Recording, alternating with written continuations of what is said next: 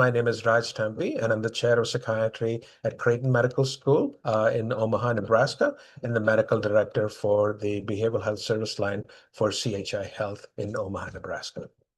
If about 20% of our older adult population has a diagnosable mental illness, and about 3.9% has a serious and persistent mental illness, namely schizophrenia, schizoaffective disorder, bipolar disorder. Among the older adults, common psychiatric disorders include personality disorders, anxiety disorders, substance use disorders, and depressive disorders. Uh, Treatments are available for these disorders, both non-pharmacological. We used to call them as psychological, but I think, a better term is non-pharmacological and pharmacological treatments. Lots of new treatments have come by, including medications and interventional psychiatry methods, including TMS and ECT.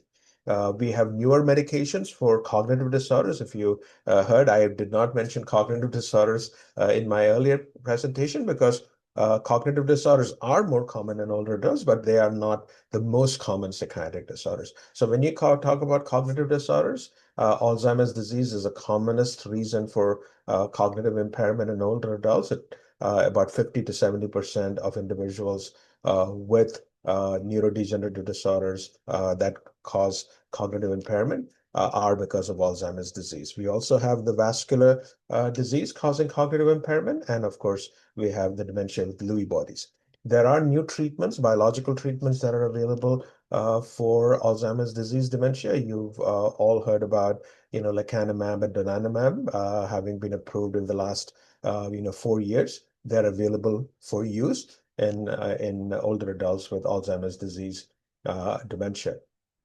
As you all have probably heard, just recently, we have Evuility, which is a combination of dextromethorphan and bupropion being approved for the treatment of agitation in Alzheimer's disease. This is the second medication after brexpiprazole that has been approved for this particular indication. So there are newer medications that are coming out for the treatment of agitation in Alzheimer's disease and Alzheimer's disease dementias as well. One thing I would like my colleagues to know is that medical disorders are very common in older adults. So before you embark upon treatment of psychiatric disorders with psychotropic medications, a good history, a good mental status examination, use of rating scales to qualify and quantify psychiatric symptomatology, a good physical examination, appropriate lab work, getting collateral information from family members and other providers is the first step before you embark upon treatment. So it is very important for us to work together as a team. It truly does take a village to take care of older adults with mental health disorders. So it's a team effort. It's not an individual effort. So I would ask my colleagues to sort of work with these providers to make sure that the treatments are appropriate.